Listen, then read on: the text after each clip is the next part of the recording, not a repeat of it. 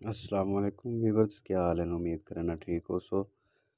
अल्लाह पाक तो खुश रखे, आबाद रखे, शाद रखे, हंसदे वसदे रहो। जी व्यूवर्स, मैं मोहम्मद वकास लांग तुसां दे पे वकास व्लॉग ते अज अस मौजूद इसे डेरा सुल्तान लांग, तहसील करोड़ लाली सन, ज़िला लिया।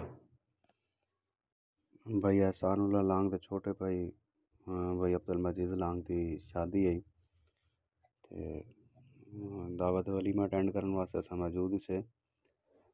साढ़े नाल पाकिस्तान लांग इत्तेहाद ग्रुप के सरबराह डॉक्टर रियाज हुसैन लांग, टिकट होल्डर पाकिस्तान तहरीक इंसाफ ते पाकिस्तान लांग इत्तेहाद ग्रुप के बानी जनाब शायद मंजूर लांग साहब भी मौजूद हैं।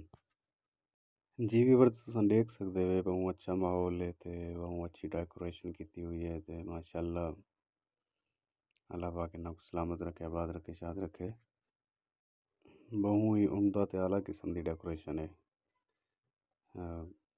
तुम देख सकते हो। जी व्यूअर्स, अगर तो आपको वीडियो पसंद आवे तो लाइक करे सो, शेयर करे सो, कमेंट करे सो, अपने दोस्तों नाल शेयर करे सो।